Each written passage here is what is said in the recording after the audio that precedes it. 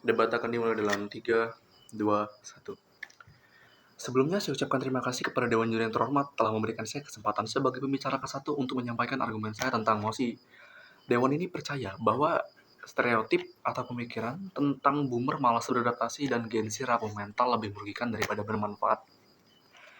Kami dari tim Pro sangat mendukung mosi ini karena kami percaya bahwa bahwa mosi ini memang akan menyebabkan kerugian daripada manfaat.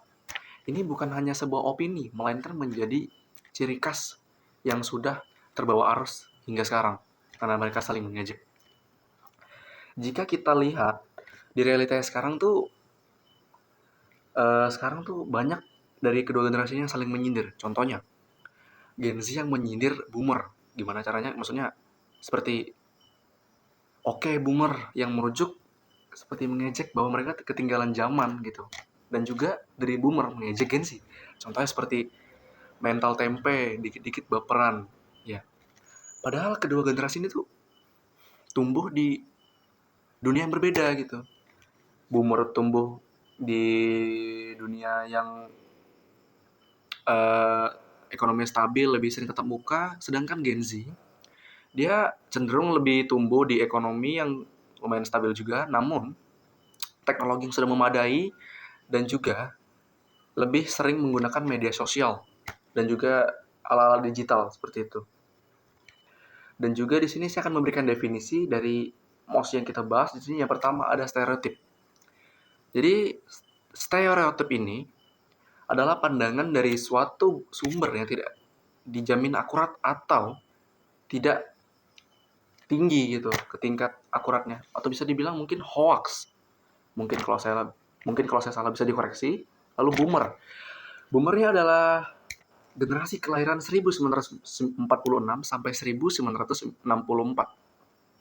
Dan ada Gen Z yang generasi kelahiran 1997 sampai 2012 dan ada merugikan. Merugikan ini merujuk kepada sebuah dampak negatif dari suatu masalah gitu. Lalu di sini kami punya tujuan dari emosi yang akan saya bawa di sini bahwa stereotip ini tuh mengikis rasa saling percaya dan juga menghormati yang seharusnya menjadi pondasi bagi kita sebagai masyarakat gitu. Kedua, stereotip ini tuh menghambat kerja dan kerjasama atau kemajuan sosial gitu. Bayangkan kalau ada dalam satu tim ada 3 Gen Z, 1 boomer. Satu boomer ini dianggap sudah tua dan tidak memiliki pengalaman atau tidak bisa melakukan pekerjaan dengan baik. Sedangkan kita anggap boomer itu memiliki pengalaman yang tinggi dan juga sudah mengetahui hal-hal yang dikerjakan oleh Gen Z. Gimana? Sangat kesenjangan sosial kan? Ketiga, saya ingin menegaskan bahwa stereotip ini tuh menyederhanakan masalah kompleks menjadi sebuah label.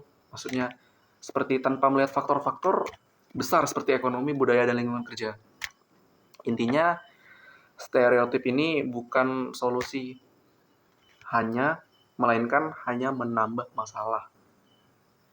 Lalu di sini saya akan membuktikan kerugian stereotip ini lewat 3 jalur yang akan saya bahas di sini. Yang pertama, dari sisi psikologis. Gen Z dan boomer, stereotip ini akan membuat Gen Z dan boomer akan mikir, bener juga ya. Contohnya, Gen Z yang dianggap mental tempe.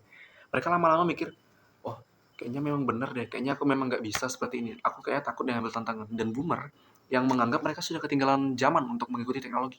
Seperti mereka menganggap, kayaknya aku udah terlalu tua deh buat mencoba ini, aku gak bisa sih. Gitu. Kedua, dari sisi sosial. Stereotip ini menciptakan jurang komunikasi antar generasi. Boomer jadi merasa Gen Z tidak sopan atau manja, sementara Gen Z merasa boomer ini keras kepala dan tidak bisa diatur. Padahal kalau mau jujur, dua-duanya tuh mempunyai kelebihan dan kekurangannya masing-masing, tinggal disesuaikan. Tapi malah memicu rasa curiga dan tidak saling percaya. Ketiga, dari sisi ekonomi. Banyak perusahaan yang gagal memanfaatkan potensi dari kedua generasi ini untuk menciptakan suatu kerjasama yang baik. Dari penelitian, Deloitte pada tahun 2023 menunjukkan bahwa tim dengan kerjasama generasi Gen Z dan Boomer lebih baik 30% atau lebih produktif dibanding satu generasi saja yang digunakan. Perdebatan ini bukan tentang siapa yang lebih benar, siapa yang lebih baik, dan juga tidak membutuhkan jawaban pastinya apa. Gitu. Jadi pertanyaan yang saya akan tanya di sini adalah apakah stereotip ini benar-benar membantu atau justru memperburuk keadaan antar generasi? Jelas, jawabannya di sini stereotip lebih banyak merusak. Ia membuat kita berhenti memahami satu sama lain dan malah menciptakan fokus mencari siapa yang lebih benar atau bagus gitu.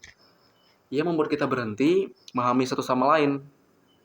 Padahal kalau kita lihat akar masalahnya ini hanya dari setiap generasi cuma berusaha bertahan di zamannya masing-masing.